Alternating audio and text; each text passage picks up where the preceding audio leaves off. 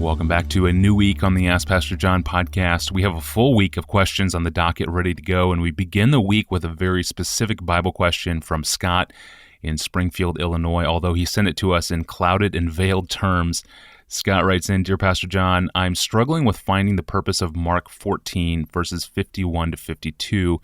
I've asked some people around me and looked online, but I can't seem to find an answer. For what reason was this stated here? Surely it was stated here for a reason. What is that reason, Pastor John?"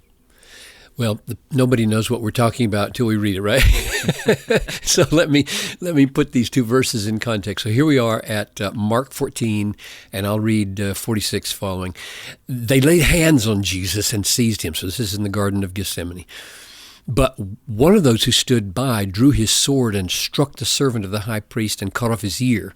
And Jesus said to them, "Have you come out against a robber with swords and clubs to capture me? Day after day I was with you in the temple teaching, and you did not seize me. But the scriptures must be fulfilled." And they all left him and fled. And then here come the two verses he's asking about. "And a young man followed him with nothing but a linen cloth about his body, and they seized." And that's the same word for Jesus being seized. I'll come back to that. They seized him. But he left the linen cloth and fled. That's the same word used for the others who fled, naked. And he wants to know, what is with this guy? Who is he? Why is he there? We know nothing about this man's identity. All guesses are guesses.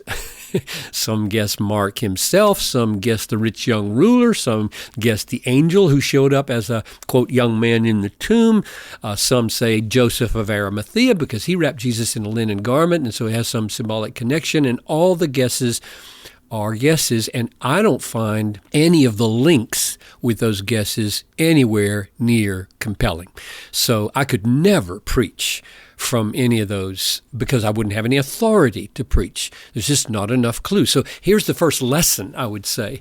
Possible symbolic connections, linen, youth, nakedness, fear and fleeing, all of those symbolic possible connections need enough signs of intentionality by the author, some evidences of intentionality by the author to make the connections look anything more than incidental rather than being significant. And so look for the evidences by all means. If you can find good clues and solid evidences that something symbolic is being done here with linen or nakedness or fear or whatever, go for it. Find it and then try to make it compelling to people around you. But I don't see any of that myself yet. I'm open to seeing it, but I read a couple of commentaries. They threw out all kinds of possibilities over the history of the church, and no, I don't think so.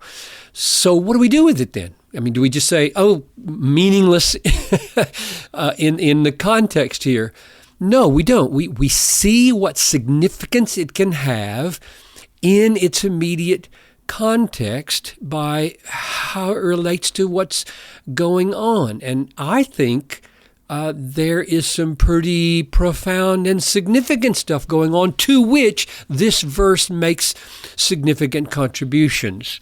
So the details of this story at this point, I would say, communicate that there was incredible tension and fear and anger and a crisis in the air. You don't lunge at somebody with a sword and cut off their ear unless there is a heart-thumping tension and anger and fear and mob explosiveness in the air here. We need to get back into that and let just the sheer narration of the facts make us feel some of what must have been going on there. I mean, these soldiers at any moment could have and probably would have simply overwhelmed and killed every last one of those disciples at that lunge if Jesus hadn't interceded on behalf of the wounded slave. That's one thing to see. Second is the aim of this text seems to be to show that Jesus is remarkably poised and innocent and, in a sense, in charge. He says, What, day after day I was with you in the temple? You didn't seize me there. I mean, this is a very composed man in the face of the kind of heart-thumping tension there must have been. And the third thing is that the text seems to aim at the fact that everybody is forsaking Jesus.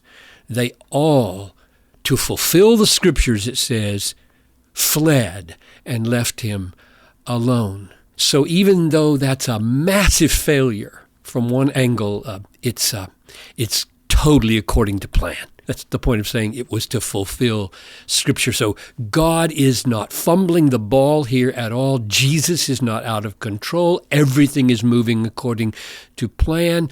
And the fourth aim I see in the details of this text, in other words, what is the author trying to communicate, is that they were all so scared, so terrified, they ran away, every one of them, all of them. It says, but let the Scriptures be fulfilled, verse 50, and they all left him and fled. I mean, just picture it. Here he is, the one they've been with for 3 years, and they just, all of them run away, and that's probably because at any moment they saw, we're about to be killed, we're about to be arrested, because Peter, can't you control yourself? Peter has just cut off the ear of one of their servants.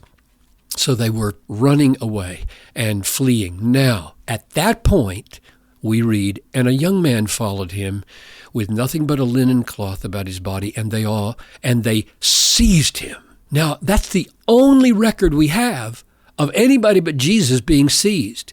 And so one of the functions it has is they were going to seize him. They were about to seize the apostles. They were going to take them.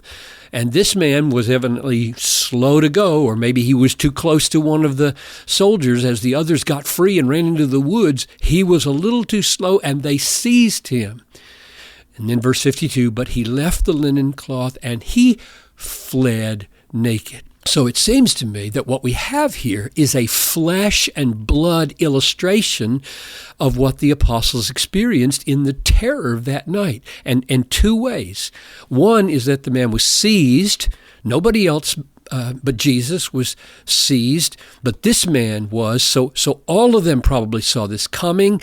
And in other words, the soldiers were making their move, getting ready to arrest them all. They bolted into the dark. And so we see how terrified they were because this man was seized the way they were all going to be seized. And the second thing is that he left his garment and ran away naked. Now, I don't think the question we should ask at all is, why didn't he have on any underwear? That's just, I don't think we're going there. That's just not the point. Surely the point is mainly he was so terrified that he would rather be running naked in the woods than be arrested with Jesus. That's how terrifying the moment was. Better to lose his reputation than be dead with Jesus. That's how terrifying it was. So it seems to me, as seemingly surprising as the appearance of this young man was in Mark, his presence is not meaningless and it's not insignificant, and we don't need to resort to speculations about his identity or the symbolism of the linen or the nakedness to see why he's mentioned. He is a concrete, vivid example of the terror they all felt and the completeness with which the Scriptures were fulfilled, that they would all flee. That's a wonderfully helpful hermeneutical lesson from a rather obscure passage. Thank you, Pastor John. And thank you, Scott, for the question. Well, our motto around here at Desiring God is this: God is most glorified in us when we are most satisfied in Him. And tomorrow a listener named Kent wants to know why we don't say Christ is most glorified in us when we are most satisfied in Him. Why is Christ not more central in our motto? It's a fair question, and we will put Pastor John on the hot seat. I'm your host, Tony Ranke. Thanks for listening to the Ask Pastor John podcast.